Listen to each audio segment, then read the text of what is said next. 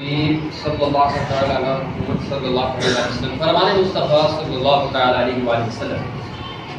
मफ़हूम कुछ इस तरह है कि जो शख्स मुझ पर 10 मरतबा दुरूद पढ़ता है अल्लाह ताला उस पर 10 रहमतें नाज़िल फरमाता है। सल्लल्लाहु अलैहि वसल्लम। मेरे कुछ वर्ड्स प्रॉब्लम हम सीख रहे हैं। आज इंशाअल्लाह हम क्वेश्चन करेंगे 10 क्वेश्चन इंशाअल्लाह आज हम सीखेंगे वर्ड प्रॉब्लम। उसको हम मैथ लैंग्वेज में कन्वर्ट करेंगे। इंग्लिश की इबारत को हमने इक्वेशन के अंदर लिखना है। 2 इक्वेशन बनेगी, उन 2 इक्वेशन को हमने सॉल्व करना है। हमारे पास 2-3 मेथड है, मगर लास्ट मेथड हम अप्लाई नहीं करेंगे। फर्स्ट 2 मेथड में से कोई एक मेथड अप्लाई करेंगे। एक है इक्वेटिंग द कोएफिशिएंट और दूसरा मेथड है सब्स्टिट्यूटिंग मेथड। तो इन दोनों मेथड में से कोई अप्लाई करके हमने unknown values x and y find करनी है। x एंड y फाइंड करनी है। तो सबसे पहले एक स्टूडेंट उठे और वो स्टेटमेंट बोले कि क्वेश्चन नंबर 10 की स्टेटमेंट क्या है। कह रहे हैं एक्सरसाइज 6.10 ये हमारी एक्सरसाइज है और हमारे पास स्टेटमेंट जो है क्वेश्चन नंबर 10 की स्टेटमेंट बोलो बेटा। If the numerator and the denominator of a fraction are increased by 1। अब यहाँ तक देखिए, यहाँ तक बच्चे ने बोला कि if the numerator and the denominator increased by 1। Math में increased का मतलब होता है प्लस, बढ़ रही है। इंक्रीज का मतलब इंग्लिश में होता है बढ़ रही है कोई चीज। तो मैथ में हम कैसे कन्वर्ट करेंगे? इंक्रीज की जगह क्या लगाएंगे? प्लस। कितना इंक्रीज हो रहा है? न्यूमिनेटर और डिनोमिनेटर 1 इंक्रीज हो रहा है। सबसे पहले हम न्यूमिनेटर और डिनोमिनेटर फर्ज करेंगे। क्या करेंगे? सपोज करेंगे हम सपोज करेंगे लेट करेंगे हम लेट बी द न्यूमिनेटर, ये x रख ले। न्यूमिनेटर को क्या कह लेते हैं? s x and let be the denominator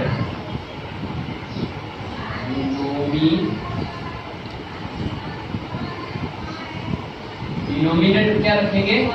y। Denominator क्या रखेंगे? y। न्यूमिनेटर x है, डिनोमिनेटर क्या है? y। अब फर्स्ट तो फ्रैक्शन हमारे पास क्या बन जाएगा? therefore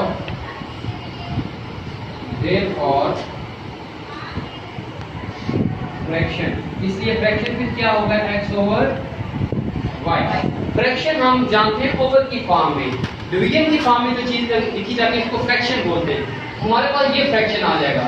न्यूमिनेटर x है, डिनोमिनेटर y। अब फर्स्ट गिवन कंडीशन क्या है? According to the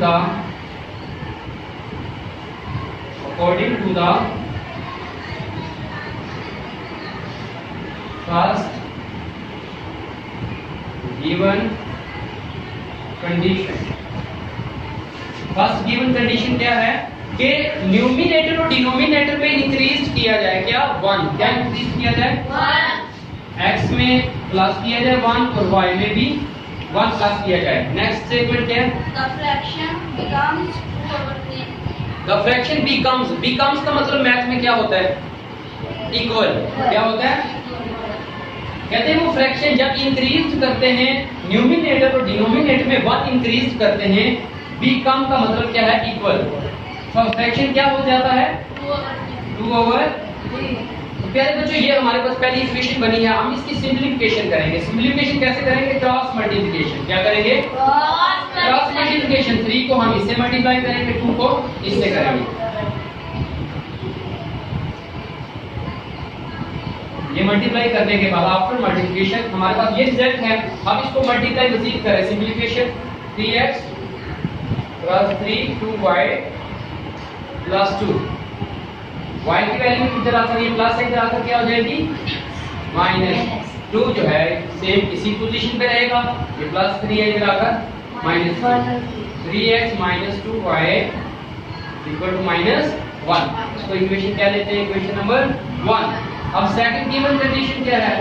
second given condition क्या बेटा? Second given condition And if the numerator and denominator of same fraction are decreased by अब कह रहे हैं न्यूमिनेटर, ये न्यूमिनेटर एंड डिनोमिनेटर ये कितना डिक्रीज हो रहे हैं? 2। डिक्रीज का मतलब मैथ में क्या होता है? डिक्रीज का तो बच्चों से जवाब दें माइनस होता है। इंक्रीज का मतलब मैथ में क्या होता है? प्लस। डिक्रीज का मतलब कम होना, माइनस। यानी आपने क्या करना है? न्यूमिनेटर में भी डिक्रीज करना है -2 और डिनोमिनेटर में भी क्या करना है? इंक्रीज -2। यानी दोनों में सेम -2 डिक्रीज हो रहा है तो फ्रैक्शन बिकम्स क्या हो जाएगा? 1/3 बिकम्स का मतलब इक्वल, यानी ये फ्रैक्शन हो जाता है। आप इसकी सिंपलीफिकेशन करेंगे, 3 को इससे मल्टीप्लाई करेंगे, 1 को इससे मल्टीप्लाई करेंगे, 3x -3 को 2 से दे 6 y -2, 3x ये प्लस है -y -2 ये माइनस इधर आकर +6, 3x -y 6 में से 2 माइनस करें आंसर और ये इक्वेशन क्या हो जाएगी? आप प्यारे बच्चों देखिए पहली इक्वेशन आपके पास ये है और दूसरी ये। अब इसमें कौन सा मेथड अप्लाई करें? आसानी के साथ आप unknown value x and y find कर सकते हैं। Equating coefficient sorry substituting method. आप 2 में से y की वैल्यू निकालें फ्रॉम इक्वेशन 2। इसमें से y की वैल्यू क्या निकलेगी?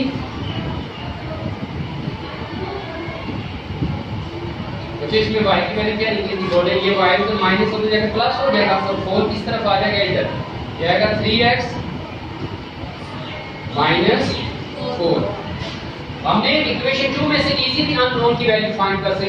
-y है उधर जाकर क्या हो जाएगा? ये प्लस वैल्यू प्लस हो गई तो 4 को हम किस तरफ ले आए? x की तरफ, 3x -4। अब ये पुट किस में करेंगे? 14 इक्वेशन 1 में इसमें पुट करेंगे। इक्वेशन 1 में करेंगे। इक्वेशन 1 है हमारे पास 3x -2y = -1।